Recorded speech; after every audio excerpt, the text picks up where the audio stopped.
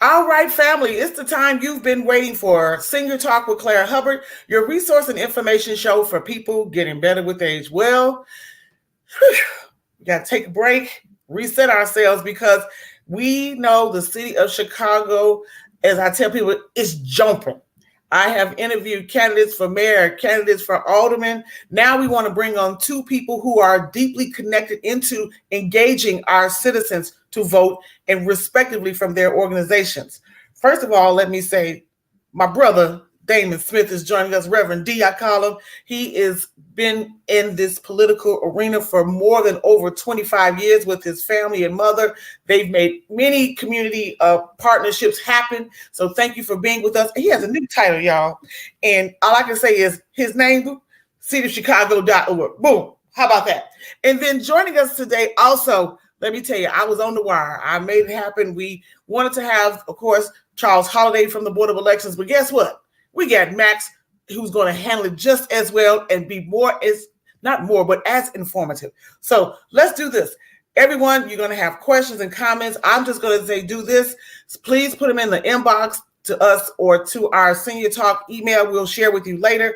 But we want you to be on the receiving end to hear this information from two people who can make your voting experience a lot more easier. Everyone stay tuned. Senior Talk with Claire Hubbard will be right back after our opening.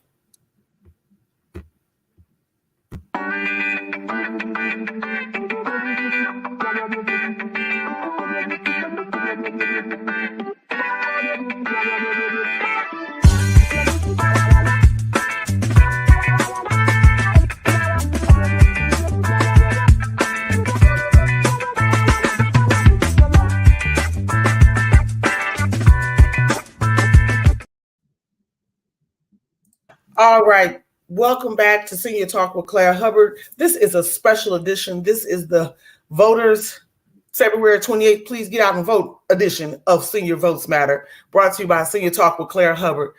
Let me say, I had to get these two gentlemen on. There's a new topic. I've been to many town halls and visiting communities. There's a new topic or a new position that is being brought to our city, and it's very important. It's almost like in regards, I don't know, Damon, I almost want to call it like the precinct captain years ago.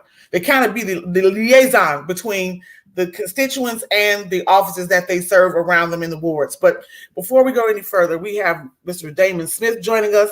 Damon, I need you to unmute your microphone, if you would, please.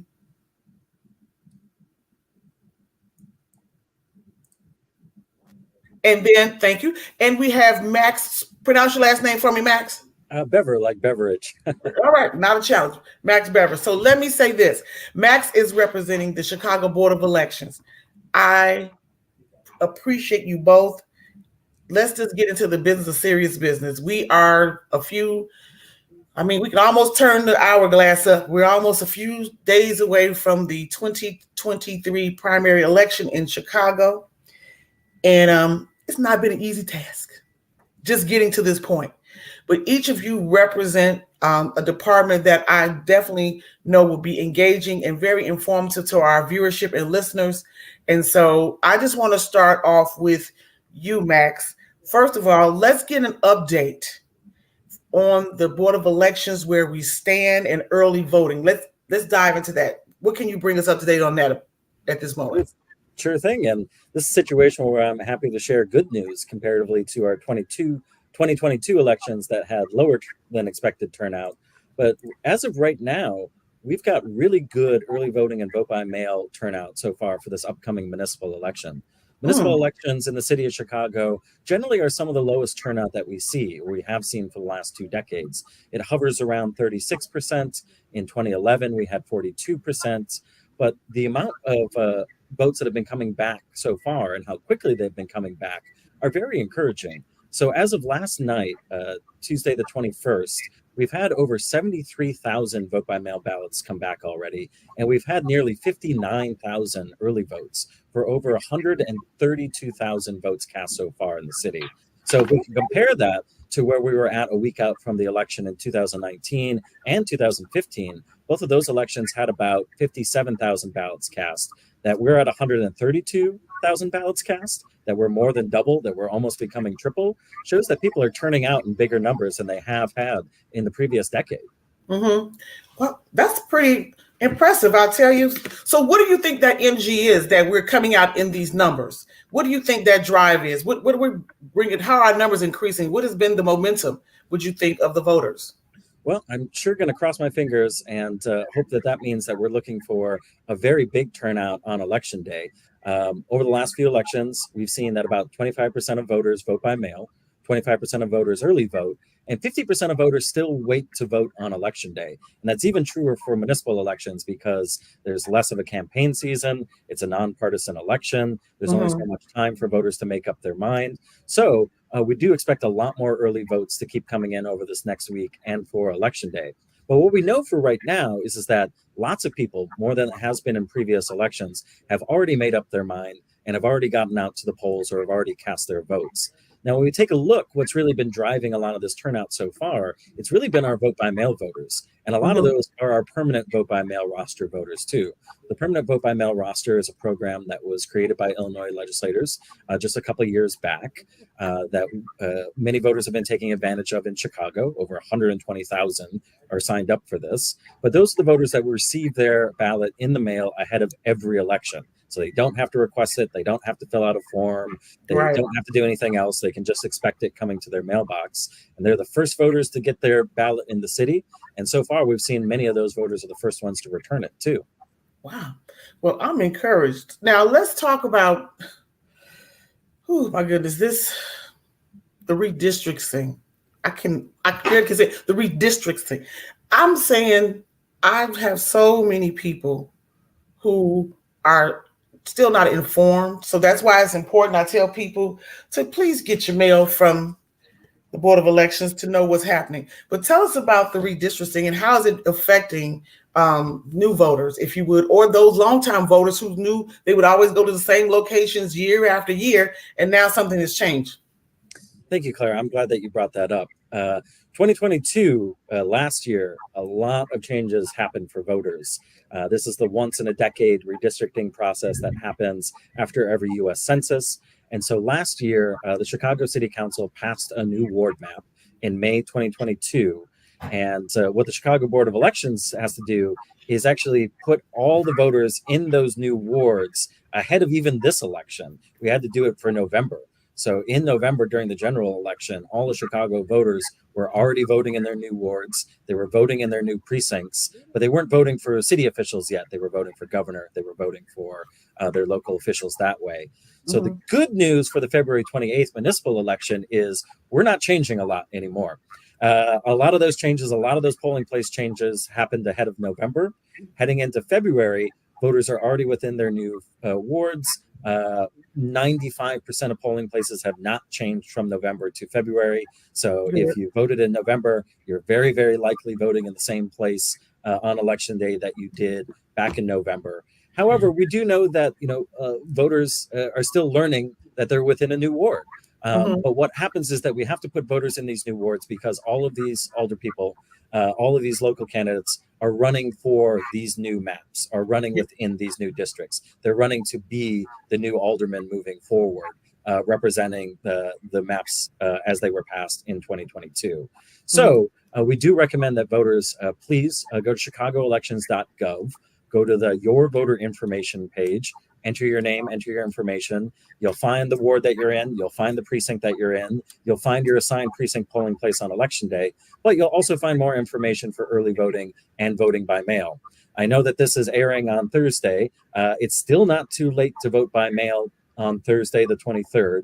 The deadline is 5 p.m. So if you're still looking to vote by mail, you've got until the 23rd at 5 p.m. to do so. You can go to chicagoelections.gov. We've also got early voting sites that are open through Monday and before Election Day. And we've got even another convenience for voters on Election Day, too. 51 of those early voting sites, all of those ward voting sites, and our super site downtown in Clark and Lake are also going to be open on Election Day from 6 a.m. to 7 p.m. So on Election Day, you've got two choices as a voter. You can go to your assigned precinct polling place, that's your neighborhood polling place, show up anytime between 6 a.m. and 7 p.m. and cast your ballot. Or if that's not convenient for you, if you're working downtown, you're working at a different location, you can go to also one of these vote centers, because no matter where you live in the city, you can use any of those sites to vote. If you live in the first ward and you want to go vote in the 50th ward, either early voting or at one of these vote centers, you can do so. So we do appreciate the amount of convenience that these sites have for voters. But we also know that voters love their local precinct polling places on election day. Just make sure that you check which one you need to go to ahead of time. And you can do that by going to our website, or give us a call at 312-269-7900, and we'll look that up for you on the spot. Whew, I appreciate you. This is great information. And that's very important. I know some people who are out of town, i.e., I was almost one of them. But those who live in Chicago, if you want to early vote and you can still do it by mail, what's that deadline again, Max? So you can still apply to vote by mail Thursday, February 23rd until 5 p.m. Go to our website at chicagooelections.gov or give us a call. We can get you a paper ballot or a paper form to fill out. But online's the easiest at this point. And again, a lot can still happen with our weather in Chicago. It's February. It's been generally mild, but who knows? There can be, the type of snow or blizzard that we see on election day. So please, if you've got the opportunity and you've made up your mind with your candidates, we do recommend try early voting, going to one of these sites, any of the sites that are more convenient for you, and do it a little bit sooner rather than later. Once we get to this weekend, that's when we start to see some of our lines form at our early voting sites. However, for election day, we do expect that there hopefully won't be the same type of lines that people saw in November. There's a couple of reasons for that. This is a simpler ballot. It's only one page. People are voting on 5 offices, and including a whole new municipal office that was created for the first time in over a century. And I know Reverend Smith is here to discuss a lot more about that office. But comparatively November, where people had 2 pages of ballots, all those retention judges they had to get through. They were using Sharpies at that point that presented some problems for us. Well, for February 28th, it's a 1-page ballot. We don't have Sharpies anymore. There's going to be no bleed through on ballots or paper ballots that might present any concerns for people. So we do hope on election day, if you are voting, not first thing in the morning or late, where we do know that some lines generally form, it'll be a quick experience for voters. I just early voted on Monday myself. It really only took me 4 minutes. You can get in and get out as long as you've made your choices. And hopefully that's a convenient experience for voters, both before and on election day. And to give out the number one more time, because we're going to be putting this on multiple markets as well after our broadcast. Absolutely. If voters have any questions and they want to give us a call to talk about it, or to look up your precinct polling place, or to find your most convenient early voting site, give us a call at 312-269-7900. All right, fantastic. Well, Max, you've been extremely thorough. I'm very excited. More importantly, I'm just glad that you took the time, because we need to hear from those who are helping us to place our votes the right way. And all the conveniences, there should be not one person. I'm going to repeat what one of my favorite singers says: 100% turnout, 100% voter participation. So we're going to pray for that. But we're doing good, Chicago, but we got a lot of more work to do. Thank you so much, Max, for joining us today. Thanks, Claire. If you give me one more before I have to leave, yes. I really, really like that tagline, because it's true. And it's never been more convenient to vote in Illinois. And there's one more thing. If you're talking to anybody that gives you the excuse that says, I'm not registered to vote yet, I recently moved, I didn't update my information, we've got what's called same-day registration in Illinois and in the city of Chicago. So if you are eligible to vote, if you're 18 years old, if you're a U.S. citizen, if you live within the city of Chicago, you are eligible to vote. And if you've got 2 IDs, one with your current address on them, you can still get registered to vote, or you can update your address, or if you've recently changed your name or got married, don't worry about it. You can still vote. Just go to any early voting site or go to your precinct polling place on election day with those 2 forms of ID. They're going to get you registered or get you updated, and then you can vote on the spot. Wow. No excuse. No excuse. No excuse. No excuse. No excuse. And it's very critical. And you provided as much as you can, except for voting at home and you taking my ballot to the place. So you've done everything, and I appreciate you. Thank you so much, Max. As I said, I'll be sharing this to multiple platforms, and I hope that just your time today was very helpful to those who are listening and viewing today. Thank you so much. Thank you. We appreciate the invite, and we're happy to talk in the future, because we've got another election coming up on April 4th. Yeah, there will be a runoff. Trust me, There will will be be a a run. run up, yes. But thank All you right, so much. I my appreciate it. pleasure. Thank you.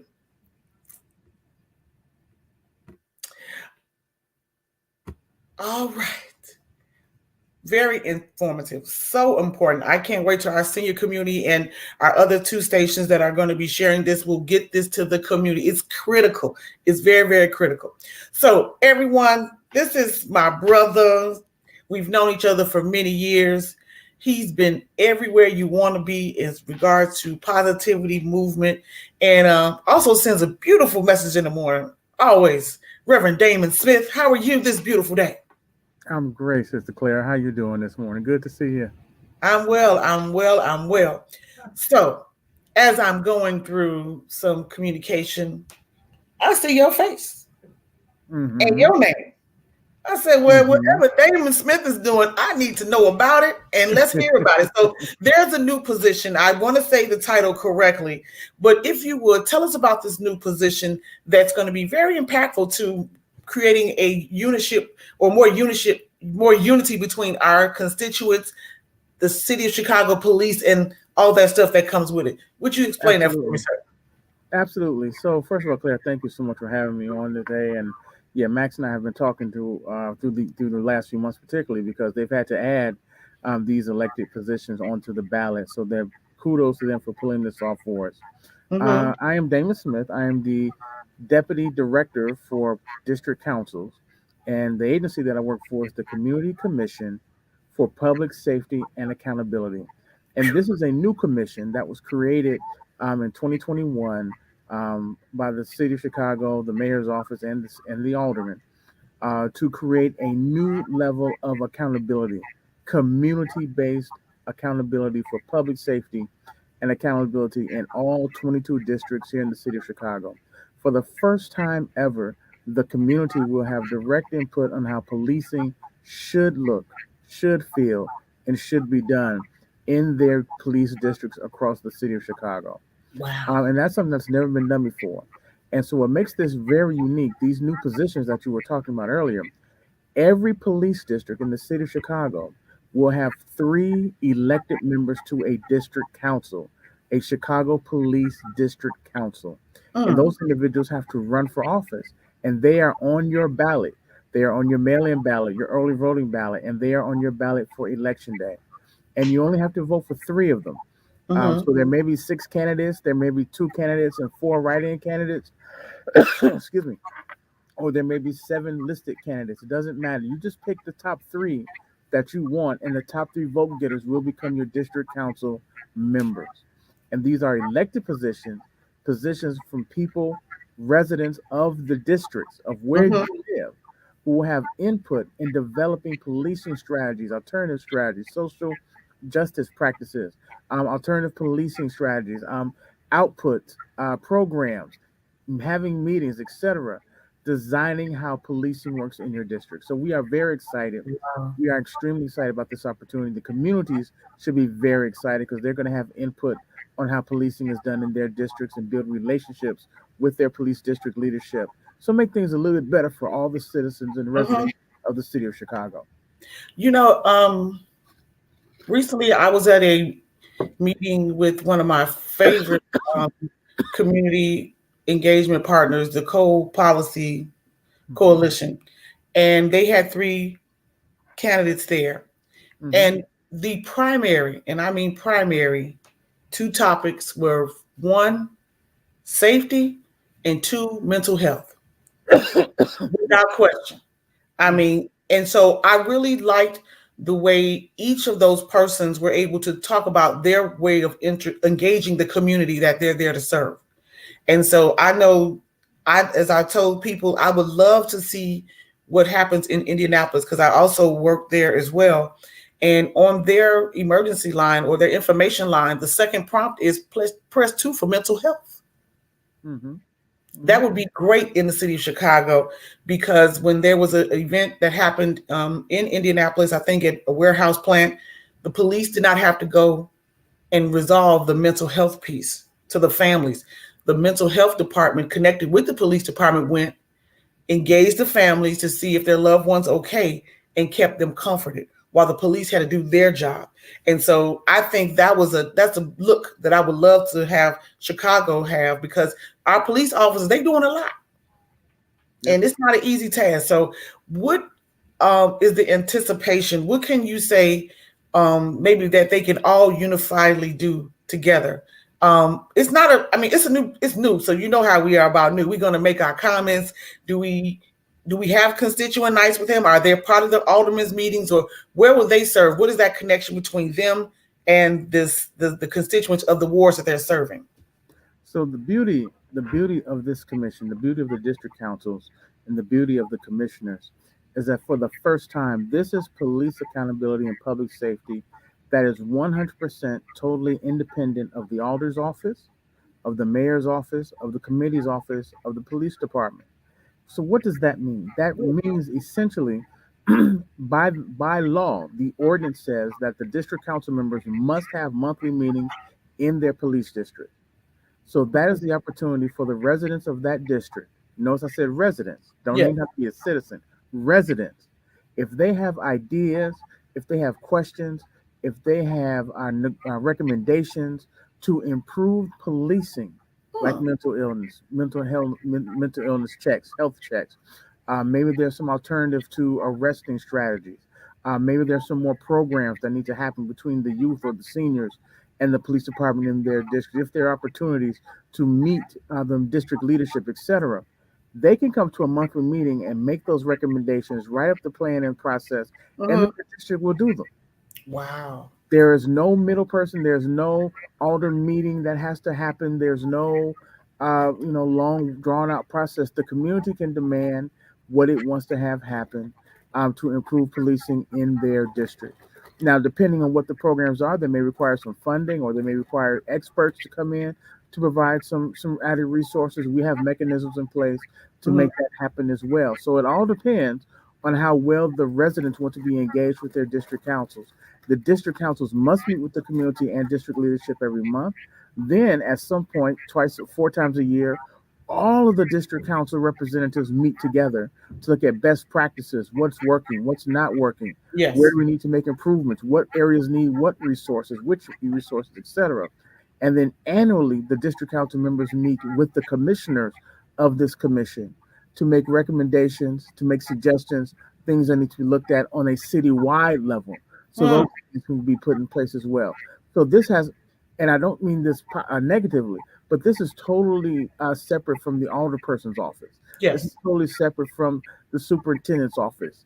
This is strictly from the community, for the community, by the community. Now, those running, is there a experience requirement to be a resident? No. For the persons who chose to run, what kind of attributes is going to make a good council person? That depends to each single police district resident, right? Because each district needs different resources. Yeah. So the residents will decide who is best to suit and represent them. So I could have ran. Yes. Oh, okay. Note to self. Yes.